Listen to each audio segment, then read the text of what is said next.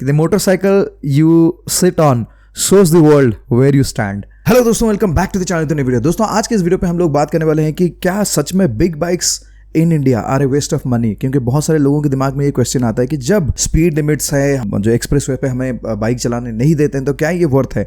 तो ये टॉपिक कहाँ से आता है मैं पहले बताता हूँ आपको। सो अभी जब मैंने NX 500 और हिमालयन ये सब की जब वीडियोस बना रहा था, किसी ने मुझे एक बहुत बढ़िया सा एक मेल लिखा था कि बुल्लू भाई मैं एक बड़ा बाइक खरीदना चाहता हूँ, लेकिन आज के डेट पे ऐसा हो चुका है कि बहुत सारे जो एक्सप्रेस वे है वहाँ पे जो है बाइक्स अलाउड नहीं है।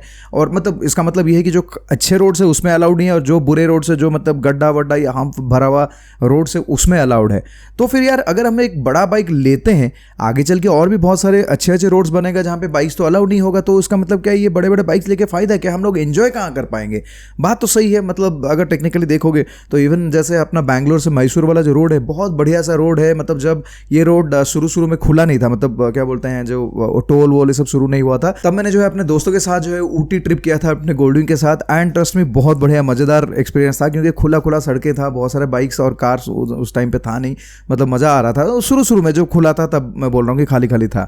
अब ये हो गया कि यार वो रोड पे जो बाइक्स अलाउड नहीं है। अब क्या है, ऊटी जाने के लिए थोड़ा सा मोटिवेशन भी कम हो जाता है थ्रू मैसूर, क्योंकि लगता है कि यार अब बाइक पे अगर जाओगे तो एक्सप्रेस वे तो ले नहीं पाओगे। अब सर्विस रोड जो है उसमें 100 हम्स है, 100 क्या ज्यादा रहेगा, पूरा का पूरा अगर मैसूर तक देखोगे बहुत सारा हम्स आता है। तो इसलिए क्या मतलब वो मोटिवेशन खत्म हो जाता है कि नहीं यार बाइक से इस रास्ते पे तो नहीं जाएंगे, कोई और रास्ते पे जाएंगे या फिर कार लेके चले जाते हैं। तो ये होता है, ये फैक्ट है। अब ये हो सकता है एक रीजन। सेकेंड रीजन ये भी हो सकता है कि यार बड़ी बाइक मतलब मेंटेनेंस ज्यादा, फिर फ्यूल एक्सपेंसेस ज्यादा, पार्ट्स की कॉस्ट अलग, फिर पार्ट्स के लिए वेट करना अलग। तो क्या ये सब में ये बड़ी बाइक जो वर्थ इट होता है कि आपको ओन करना चाहिए, नहीं ओन करना चाहिए, उसी के बारे में बात करते हैं इस वीडियो पे। सो दोस्तों मैंने जो है इसको कैटेगराइज किया है बहुत सारे पार्ट्स में। एक जो है सिटी राइडिंग एक्सपीरियंस, एक हो गया आपकी ऑफ रोड राइडिंग एक्सपीरियंस अगर आप एडवेंचर बाइक्स की, बड़े बाइक्स के हिसाब से प्लान कर रहे हो। तीसरा हो गया आपका ब्रेकफास्ट राइड, जो अपना मतलब जैसे अपने बहुत सारे ऐसे राइडर्स रहते हैं जिन्हें बहुत ज़्यादा टाइम नहीं होता है, बहुत ज़्यादा पेशेंस नहीं होता है कि वो लॉन्ग ट्रिप पे जा पाएंगे, लेकिन they enjoy the breakfast rides which is absolutely fine. ऐसा कहीं लिखा नहीं है कि अगर आप मतलब लंबे ट्रिप करते हो तभी आप बाइकर हो।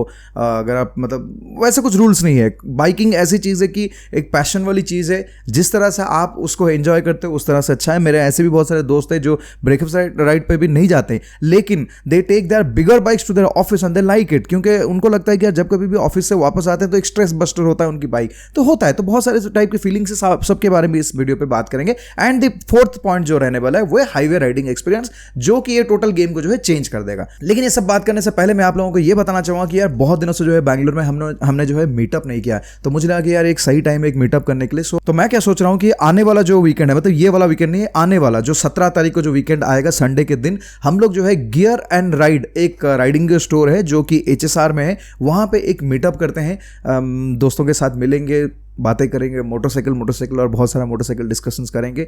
टाइम हम लोग रखेंगे 5:30 PM, क्योंकि मुझे पता है कि संडे के दिन सुबह सब लोग राइड पे जाते हैं, दोपहर में थोड़ा सा मतलब हेवी खा के सोना चाहते हैं, तो आराम से सो के उठ के आप आओ 5:30 बजे, मतलब 5:30 को संडे के दिन 17 तारीख। तो प्लीज़ अगर आप लोग फ्री हो तो आ जाओ, मीटअप करेंगे। उससे पहले मैं इंस्टाग्राम इस सब पे भी शेयर कर लूँगा डिटेल्स, और लोकेशन इस वीडियो के डिस्क्रिप्शन पर भी शेयर कर लूँगा। अब चलते हैं वीडियो के मेन कॉन्टेंट पे। सो जी हाँ दोस्तों, जैसे हम लोग कैटेगराइज किए थे, अगर हम लोग सिटी राइडिंग एक्सपीरियंस के हिसाब से देखेंगे तो ऐसी बात है कि सिटी राइडिंग में ऑब्वियस सी बात है कि बड़ी बाइक, अगर आपकी सिटी में बहुत ज्यादा ट्रैफिक है तो बहुत ज्यादा एंजॉयबल नहीं है। उसका रीजन ये है कि बड़ी बाइक मतलब बड़ा इंजन, बड़ा पावर, तो हमेशा वो चाहता है कि यार थोड़ा सा आप जो रेव को ऊपर करो, थोड़ा सा हवा उसमें ज्यादा लगना चाहिए। तो अगर आप हाईवे पे रहते हो, जब आप तेज जाते हो, तेज भी नहीं मतलब हाईवे पे अगर आप इवन 40 के स्पीड पे भी जाते हो, जो विंड आता है उससे थोड़ा इंजन को जो है राहत मिलता है, ओवरऑल जो सिस्टम जो है थोड़ा ठंडा रहता है। सेम चीज अगर आप सिटी पे चलाते हो बम्पर टू बम्पर ट्रैफिक में, तो नो डाउट कि उसमें इंजन बहुत हीट होता है, and it is not a pleasant experience in the city.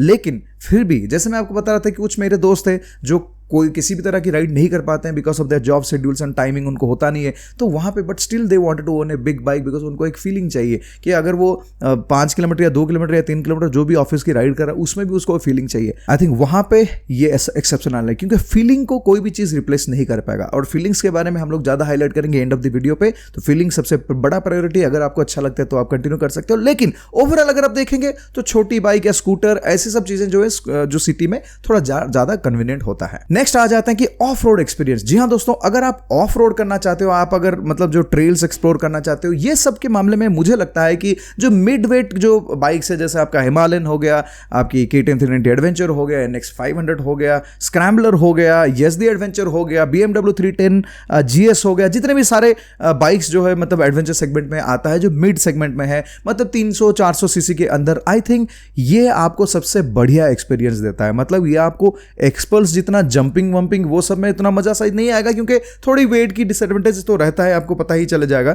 लेकिन जो बड़े बड़े एडवेंचर बाइक को अगर आप वो सेम ट्रेल पे लेके जाते हो, जब तक बाइक सीधा है, चलता है, सब सही है, जब फंस जाता है या फिर जब गिर जाता है, तब आपको जो है बहुत ज़्यादा दिक्कतों के सामना जो है फेस करना पड़ता है, एंड डैमेजेस भी मतलब कंपैरेटिवली जो है छोटे बाइक्स के हिसाब से ज़्यादा होता है। तो वहाँ पे मुझे लगता है कि यार यही जो मिड सेगमेंट बाइक्स है ये बेटर है, अगर आप ऑफ रोड ये सब को आपके लिस्ट में रखना चाहते हो।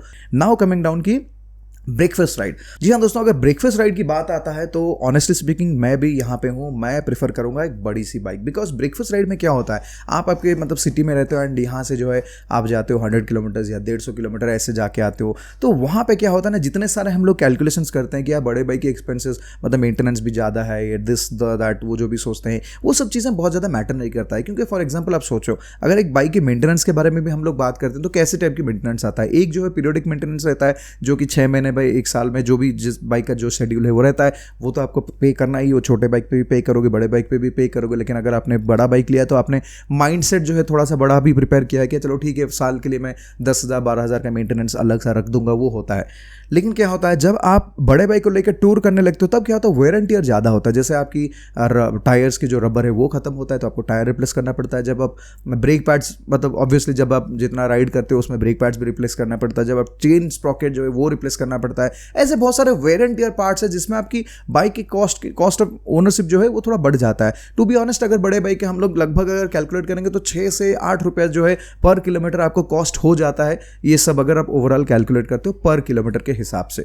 तो वहाँ पे क्या होता है, जब आप ब्रेकफास्ट राइड करते हो तो इमेजिन क्या होता है, ब्रेकफास्ट राइड यूजुअली आप वीकेंड पे करते हो, अगर आप सैटरडे पे करते हो या फिर संडे पे करते हो तो पूरा वीक का अगर देखो लोग 200, 250 या 300 किलोमीटर के अंदर होता है। पूरा महीने का अगर भी देख लो तब भी कितना होता है, 1200, 1300 या 1500 किलोमीटर के आसपास। 1500 किलोमीटर के आसपास अगर मैक्स आप चलाते हो, आई डोंट थिंक कि इसमें आपको कोई बड़ी बात होने वाली है, क्योंकि सारे के सारे मेंटेनेंस जो है 10,000 किलोमीटर के बाद आपको जो है धीरे धीरे आने लगता है। अब उसके लिए पूरा साल लगता है। अब साल भर में अगर आप मतलब 10-12 हज़ार किलोमीटर चलाते हो तो उसके लिए मेंटेनेंस काफ़ी है, मतलब कोई प्रॉब्लम नहीं है। अगर आप टूरिंग करते हो जैसे मेरे जैसे 35,000 40,000 किलोमीटर आप अगर हर साल क्लॉक करते हो, वहाँ पे थोड़ा सा आपको पिंच करेगा जब आप बड़े बाइक्स के साथ टूरिंग करोगे। सो अगर मुझे पर्सनल प्रेफरेंस दिया जाएगा तो ऑनेस्टली स्पीकिंग मैं एक जो है सुजुकी हायाबुसा ओन करना चाहता हूँ। एंड अगर मैं वो बाइक को ओन करूँगा ना, मैं डेफिनेटली उसको ब्रेकफास्ट राइड्स के लिए यूज़ करूँगा। क्योंकि क्या होता है ना, वो 100 किलोमीटर में जो फीलिंग आता है, अगेन हम लोग फीलिंग पे आ रहे, जो कि हम लोग एंड ऑफ द वीडियो पे बात करेंगे, लेकिन हाँ वो फीलिंग जो है आपको कोई भी छोटी बाइक जो है नहीं दे पाएगी। सो वो फीलिंग के बारे में बाद में ही बात करेंगे। लेकिन बात यह है कि आई वुड पर्सनली प्रेफर कि अगर मैं ब्रेकफास्ट वाला राइड करता हूँ तो आई ऑलवेज प्रेफर कि मैं एक बड़े बाइक के साथ जाऊँगा। देखो, it's always not about the speed but it is all about the feeling. Even lower speed पे भी आपको फीलिंग वो किक देता है। तो वो बात करेंगे एंड ऑफ द वीडियो पे। एनीवे, अब जो प्राइमरी टॉपिक पे आ जाएगा, तो जैसे हमने ब्रेकफास्ट वाले बात कर लिया, अब जो आते हैं कि बड़े बाइक की जो हाईवे वाली फीलिंग। अब हाईवे वाला जो टॉपिक है ये एक्चुअली बड़ा टॉपिक है, इसमें ये ब्रेकफास्ट राइड वाला भी इसके पार्ट है। बिकॉज ऑब्वियसली ब्रेकफास्ट राइड अगर आप कर रहे हो तो ऐसा नहीं कि सिटी में एक कॉर्नर पे दूसरे कॉर्नर को आप जाते हो ब्रेकफास्ट राइड के लिए, वो तो होता ही नहीं है। वो आपको फिर वो राइड पसंद ही नहीं आएगा, वो तो टॉर्चरस राइड हो जाएगा। तो आप हमेशा सोचो कि सिटी के बाहर 50 किलोमीटर 100 किलोमीटर इसके अंदर 100 किलोमीटर जनरली ब्रेकफास्ट राइड जो है ऑलमोस्ट 100 किलोमीटर के अंदर होता है। क्योंकि आप सुबह निकलते हो तो आप कोशिश करते हो कि यार 1.5 घंटे में पहुंच तो जाते हैं, 1-1.5 घंटे में, ताकि भूख तो लग रहा होगा, सुबह तो खा के आएंगे। तो ये भी एक हाईवे वाली पार्ट है। अब यहाँ पे हम लोग बात करते हैं कि यार बिग बाइक्स की क्या एडवांटेज है over the small bike. Small bike का तो एडवांटेज आपको पता है कि मेंटेनेंस कम रहता है एंड कॉस्ट ऑफ ओनरशिप मतलब खरीदने के लिए भी कम रहता है। ये बस एक ही एडवांटेज है छोटे बाइक्स के साथ। एंड थोड़ा सा अटेंशन भी कम सीख करता है जो छोटे बाइक्स, अगर जिसको अटेंशन बहुत ज़्यादा नहीं चाहिए तो वो भी छोटे बाइक्स पर रह सकता है। अब आते हैं हाईवे वाला बात पे कि एडवांटेजेस क्या है। दोस्तों, सबसे बड़ी एडवांटेज होता है पावर रेंज। जी हाँ दोस्तों, अब देखो जैसे जो कमेंट्स आया था, जो मेल आया था, उसमें जो इन्होंने लिखा था कि यार ये बड़े बाइक तो आजकल मतलब स्पीड लिमिट हर जगह पे हो गया कि 100 या 110 या 80 ऐसा स्पीड लिमिट हो गया।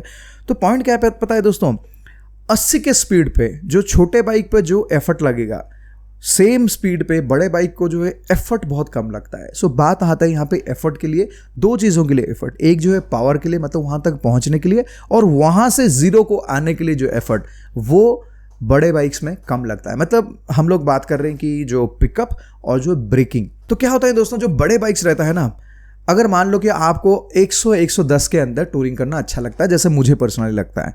अब सेम चीज़ मैंने जो है एरोक्स पे भी किया है। एरोक्स पे मैंने 100 ऑलमोस्ट किया है, 110 तक तो वो स्कूटर है तो ऑब्वियसली उतना तेज़ नहीं चलाएंगे, लेकिन नॉर्थ ईस्ट ट्रिप पे हम लोगों ने किया था, जहाँ जहाँ मुझे फ्लैट पैचेस मिलता था I always use to stick at 100, उसमें माइलेज सीवियर तरीके से जो ड्रॉप होता था। लेकिन मैंने उस पर भी 100 किया है, मैंने डोमिनार पे भी 100-110 किया है, मैंने हिमालयन पे भी किया है, मैंने मोजो पे किया है, मैंने KTM 390 ड्यूक पे किया है, एडवेंचर पे किया है, 200 ड्यूक पे भी किया है, बहुत सारे हार्ले डेविडसन स्ट्रीट 750 पे किया है, हार्ले डेविडसन 883, ये तो जितने सारे मैंने बाइक्स लिया है, गोल्डविंग पे भी मैंने किया है 100 से 110 के अंदर। लेकिन क्या डिफरेंस है हिमालयन और अफ्रीका ट्विन में, क्या डिफरेंस है डोमिनार और अफ्रीका ट्विन में? डिफरेंस ये है 110 पे जो लेवल का इंजन पे स्ट्रेस आता है एक छोटे बाइक पे, बड़े बाइक पे वो नहीं आता है।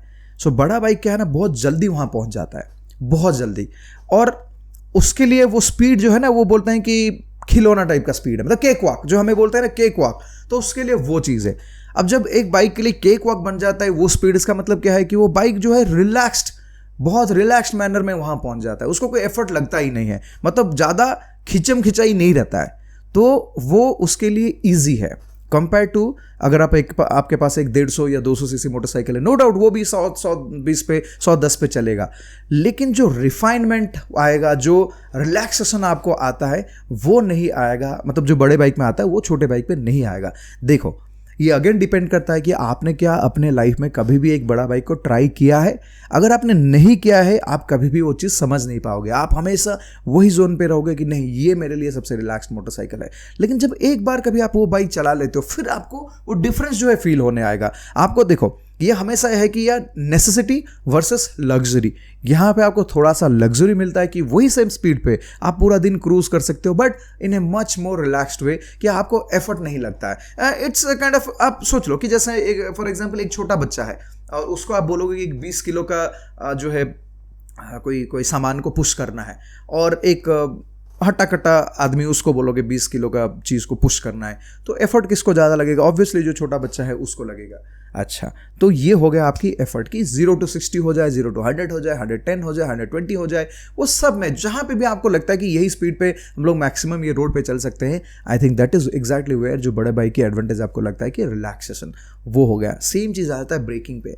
अब क्या होता है, छोटे बाइक्स नो डाउट बहुत तेज़ जो है आप चला लोगे, 150, 160, 170, 180 भी कर लोगे, जैसे डोमिनार ये सब पे आप 160-65 कर लेते हो। आजकल इनफैक्ट जितने भी सारे 400 सीसी, इनफैक्ट ये जो हमारा हिमालयन नया 450 है वो भी 150, 155, 160 कर लेता है, बट वो एंड ऑफ लाइफ होता है। वहाँ पे सुपर बाइक्स या बड़े बाइक्स, बड़े सीसी की बाइक्स होता है, उनको लगता है कि ये तो केक वॉक से थोड़ा सा और मतलब आगे है, मतलब, लेकिन स्टॉपिंग पावर का बात यहाँ पे आ जाता है। अगर आप 150 स्पीड पे एक 400 सीसी की मोटरसाइकिल को चलाते हो एंड जब उसको ब्रेक करने की कोशिश करते हो, जो स्टॉपिंग पावर है वो एक बड़ी बाइक में वो बहुत इजीली हो जाता है, उसके लिए वो भी केक वॉक हो जाता है। अनलेस एंड अनटिल आप 180, 200 जाते हो, जो अनप्रैक्टिकल स्पीड से वहां तक जाते हो, वहां स्टॉप करने में शायद आपको वहां पे भी उतना एफर्ट लगेगा, लेकिन छोटे बाइक के कंपैरिजन में हायर स्पीड पे बड़ी बाइक जो है बहुत बेहतर आपको ब्रेकिंग कॉन्फिडेंस देता है और ब्रेकिंग डिस्टेंस कम हो जाता है, मतलब सेफ्टी भी उस हिसाब से अगर आप देखोगे तो बड़े बाइक्स में are better at better speeds, मतलब बड़े स्पीड की बात करें, छोटे छोटे स्पीड पे तो सबको सेम रहेगा, कोई इशू नहीं है। तो ब्रेकिंग और पावर दोनों में डेफिनेटली एडवांटेज रहता है जब हम 110, 120, 130 की स्पीड की बात कर रहे हैं। फिर आ जाते हैं दोस्तों वेट।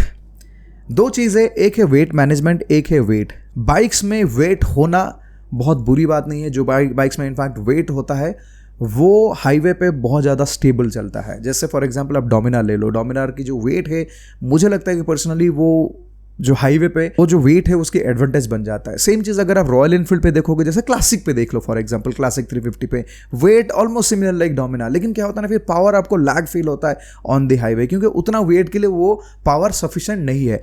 सेम चीज़ अगर हम बड़े बाइक्स के साथ देखेंगे, फॉर एग्जाम्पल आप स्पोर्ट बाइक तो कोई भी ले लो, स्पोर्ट बाइक तो लाइटर भी होता है, हैवी भी होता है। हायाबुसा ले लेते हैं जो मेरे फेवरेट बाइक है, पता नहीं कब मैं ओन करूँगा, लेकिन हाँ फेवरेट बाइक है। उसके लिए फिटनेस चाहिए, मुझे फिटनेस ब्लॉक कर रहा है, मुझे फिटनेस करना पड़ेगा, लेकिन मैं एक ना एक दिन ओन करूँगा हायाबुसा, देखना आप लोग, उसमें टूरिंग भी करूँगा। तो एनीवे, तो हायाबुसा की देखो वेट बहुत बड़ी एडवांटेज बन जाता है, लेकिन वो वेट को कैरी करने के लिए उसमें सफिशिएंट पावर भी है।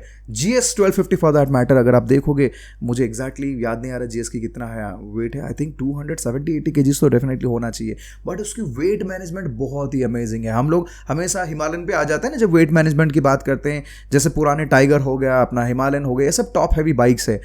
सेम चीज़ देखो GS पे आपको सोचना चाहिए कि 1250 की जो बाइक है, it's about 270-80 kgs, it's actually heavy bike, but जब कभी भी आप उस बाइक को चलाते हो, वो इतना अच्छी तरह से उसका सेंटर ऑफ ग्रेविटी जो है मैनेज किया गया है, इतना अच्छी तरह से उसकी वेट मैनेजमेंट किया गया है कि यू डोंट फील लाइक यार it's a heavy bike, unless bike जो है टॉपल हो जाता है। मतलब GS अगर ऐसे भी गिरता है तब भी कोई दिक्कत नहीं, क्योंकि वो इंजन के ऊपर जो केसिंग है उसके ऊपर गिरता है, तो उसको उठाना भी बहुत ईजी है, लेकिन अगर पूरा ऐसे गिर जाता तब दिक्कत होता है। But then till that point of time अगर आप देखोगे, इसकी वेट मैनेजमेंट इतना अच्छा है कि आपको it feels like a very small bike to ride.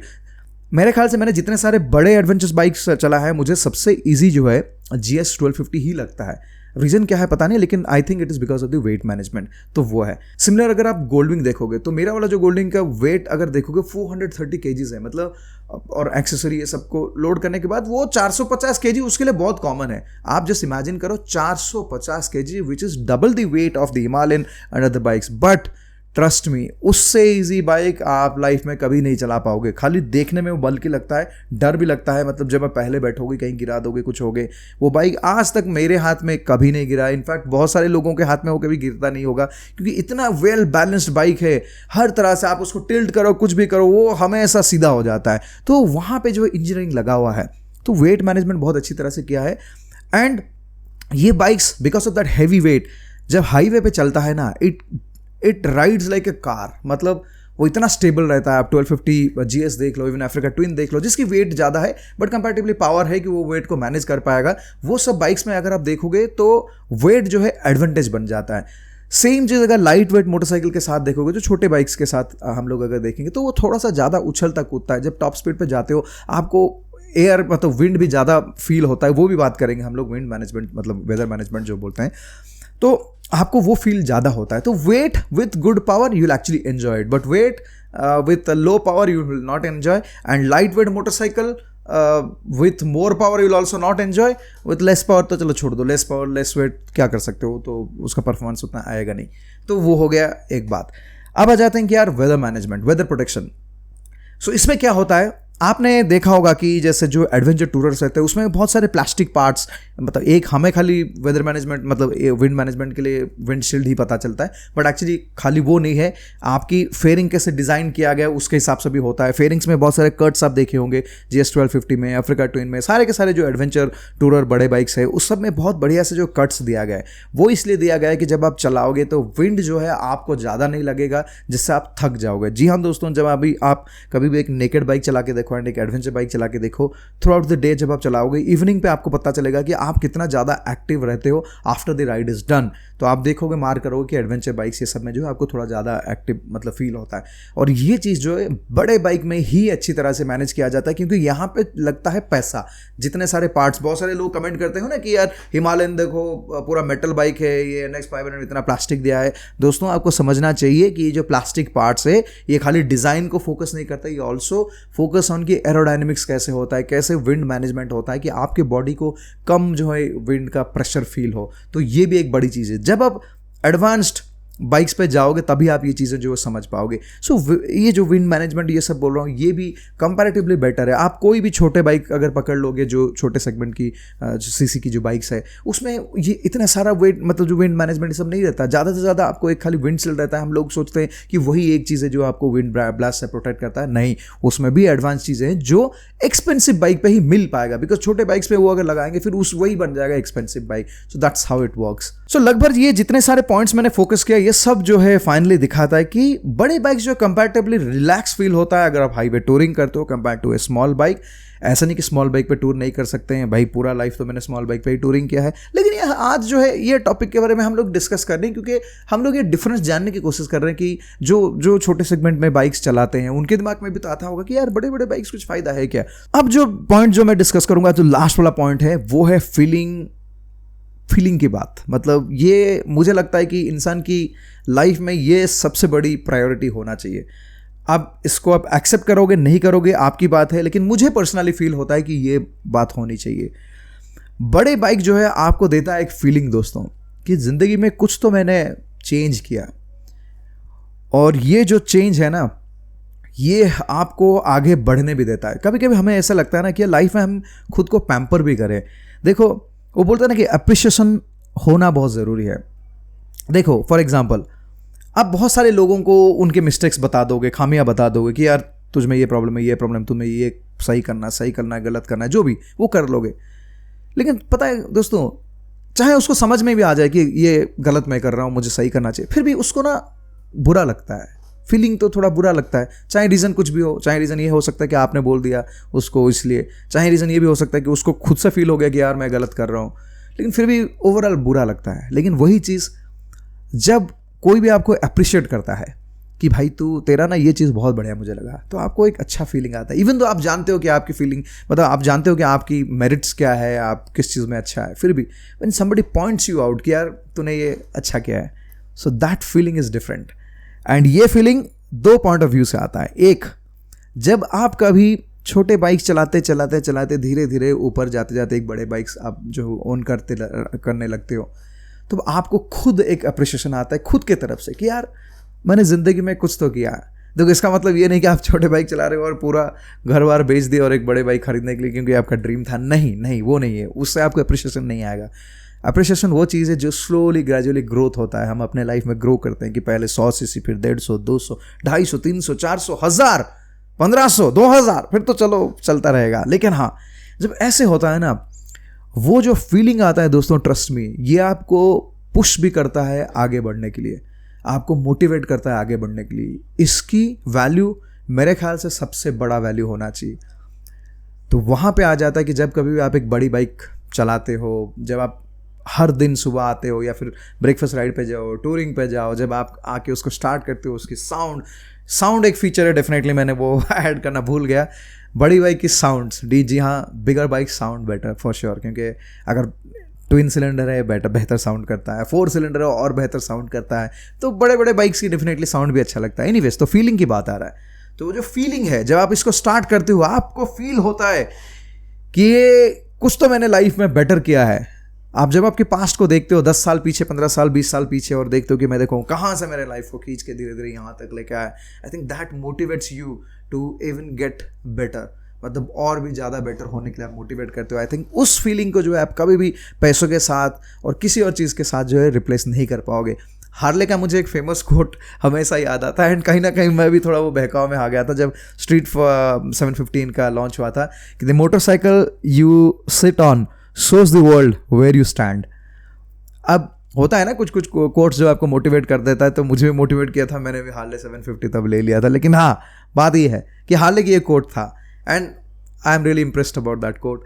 तो ये बात आपको कहीं ना अंदर से एक फीलिंग आता है, आपको फील होता है जब आप एक बड़ी बाइक लेके आपके गराज से निकलते हो, आपके सोसाइटी में लोग आपको स्पॉट करते हैं, अरे क्या बाइक है। बच्चे, स्कूल के बच्चे जो है स्कूल मतलब बस पे जाते होंगे, uncle very good bike, wow Hayabusa, ऐसे जो फीलिंग। जब मैं गोल्डन चला के सोसाइटी के अंदर जाता था, everyone used to know me, even अपना जो सिक्योरिटी होता है वो देखता नहीं है कि स्टिकर लगा है कि नहीं लगा है, वो they remember you, right. So that attention, वो जो फीलिंग देता है, वो आपको लगता है कि ज़िंदगी में मैंने कुछ अच्छा किया है। I think that feeling will make you happy and that feeling will make you motivated, that gives you lot of motivation कि आप आगे और बढ़ना चाहोगे, आप और ज़्यादा एम्बिशियस लाइफ में बनोगे और बेहतर बनने की कोशिश करोगे। So I think that feeling is superior.